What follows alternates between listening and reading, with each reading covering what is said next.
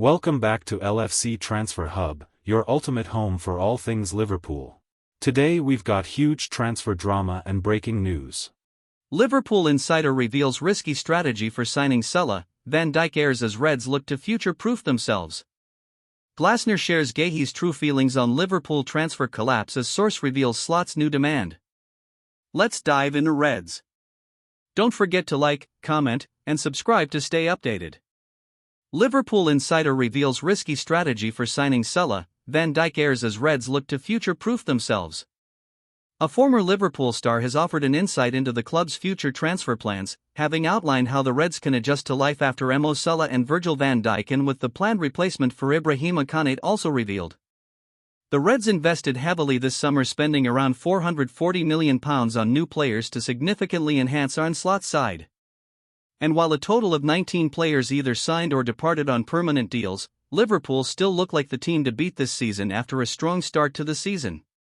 All the same, Slot's big Anfield rebuild is far from done, and the club look increasingly likely to need a replacement for Konate in 2026. The French defender's deal is due to expire next June, and several sources have outlined the difficult situation the club finds themselves in with Konate, and with Real Madrid hovering over another free transfer rate on Anfield.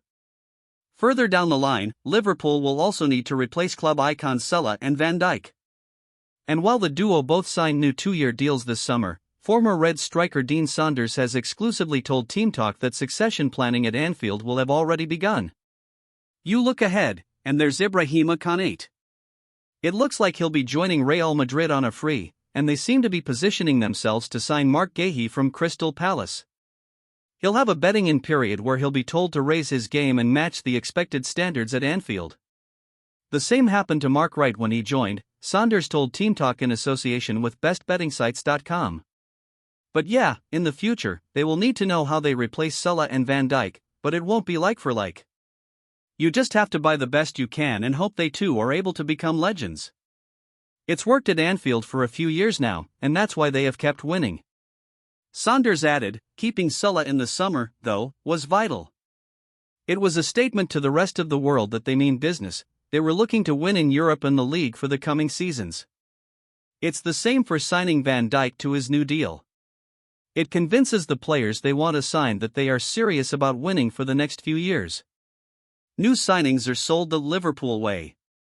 Liverpool have made a whirlwind start to the new season and sit top of the Premier League table with 6 games played so far. As a result, they will seemingly take some stopping this season to prevent back-to-back Premier League titles heading to Merseyside, the first time they will have defended a league crown since 1982-83 and 83-84 if it comes off. Giving an insight into the message Liverpool send to new signings, Saunders draws on his own experience of signing for the Reds back in 1991. When I arrived at Liverpool, I understood how Liverpool dominated. I was 26 when I arrived, and despite playing well before, it was at Liverpool where I realized just how things are done at a top club. It's the same for the players who've joined now. There's Florian Wirtz, Hugo Ekitike, and the others that have arrived for £500 million. Alexander Isak is there, too, but in the coming weeks those transfer fees will fade from memory. Remember, they paid up for Sadio Mane, for Mo Salah, but as they become cogs in the machine the transfer fees will be forgotten. When you arrive at Liverpool, it's made clear that you're playing for the team. You're asked if you want a cabinet full of medals, or if you just want to play for yourself. Because players now have to be part of a team, and that team will just win everything. It doesn't matter who scores, whether it's a tap-in from a midfielder or a screamer from a striker.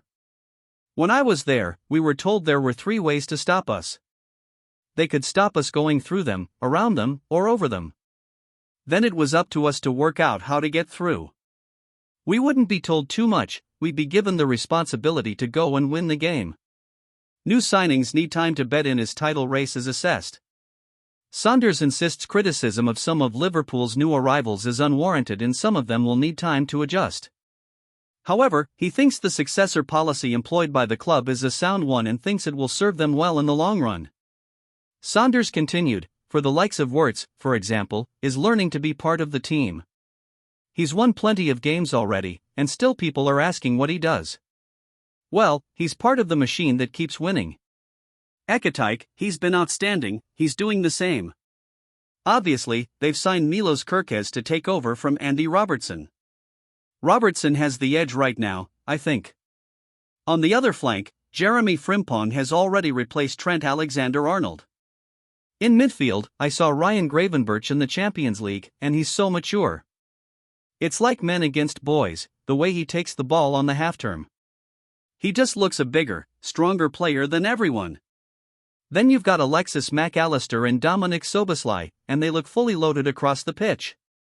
They look already like they're heading in the right direction, but you can see they're struggling a little. Adjusting to 5 new players has given them some rough edges. They're not running like clockwork as they work. They've scraped through some games, but that's a sign of a determined team too. But they're probably conceding too many and hoping to outscore at the other end, and that's a risk. They're a bit shaky at the back, but they've got 2 new fullbacks, so that's to be expected.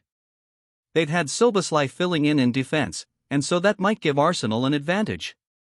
The Gunners look more settled, they've been building for years. They've got Victor Gyökeres, Noni Madueke, Leandro Trossard, Gabriel Martinelli and Bukayo Saka, so they're full of danger up front. It could be their season, but if Liverpool keep winning they are giving their new players the chance and time to settle in for the long haul. Glasner shares Guehi's true feelings on Liverpool transfer collapse as source reveals Slot's new demand. Crystal Palace manager Oliver Glasner has revealed what Mark Guehi told him after the plug was pulled on his dream move to Liverpool on transfer deadline day, and with the England defender set to face the Reds, sources have revealed what Arne Slot plans to now do in January over the Eagles star. Guehi was on the cusp of sealing a move to Anfield on deadline day, with Liverpool agreeing a £35 million package with the South East London club in a move that would have granted Palace an additional 10% cut on any future transfer. Despite travelling to Merseyside for a medical and even having recorded his Palace goodbyes via a leaked video on social media, the Eagles decided to abort the possible deal, having failed to bring in a suitable replacement and with Palace boss Glasner laying down the law to his club's board over the planned sale. Per our sources, that left a betrayed and bitterly disappointed Guehi having to return to Selhurst Park, where he will remain until the January window at least. Now as he prepares to face the club that came within a whisker of signing him, Glasner has revealed exactly what was said between himself and the player in the wake of his failed move to Anfield. Addressing the media, Glasner explained, "Of course, Guehi was a little bit disappointed after the Liverpool saga. But then he said, no, it's fine, I like being here, I like the team, I like the staff, I like Crystal Palace, I'm a South London boy, I will give my best." Glasner insists he has zero concerns over Guehi's commitment to the cause in the meantime, adding, "I have no concerns at all about Guehi. I'm completely convinced, and I mention this quite often, as long as Mark is playing for Crystal Palace, he will be playing with 100%. This is what I expect on Saturday. I'm really convinced that he will show this again. He's an amazing player, he's in amazing shape. So I expect a great game from him.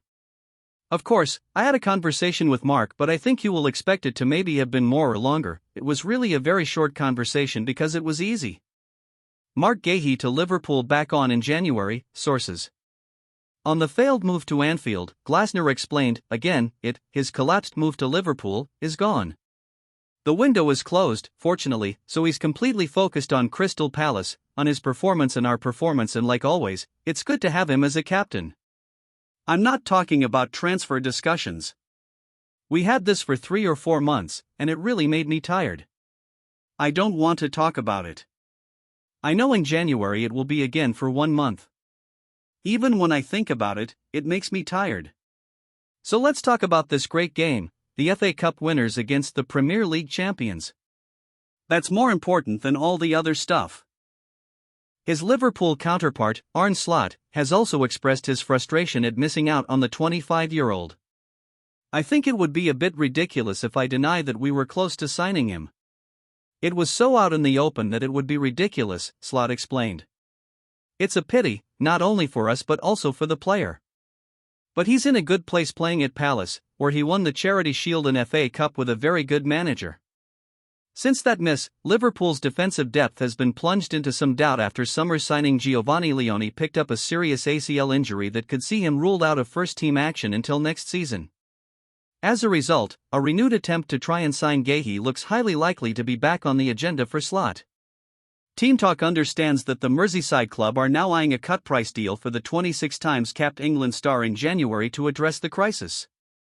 And with his contract at Selhurst Park expiring in June and meaning he can sign a pre-contract agreement with overseas clubs from January 1, Liverpool, keen to avoid losing out on the 25-year-old, are prioritizing a January move to secure his services at a reduced fee. Sources close to the club indicate that manager Slot sees Guehi's composure, aerial ability, and leadership as ideal to complement Virgil van Dijk and shore up a defense that has been tested early this season.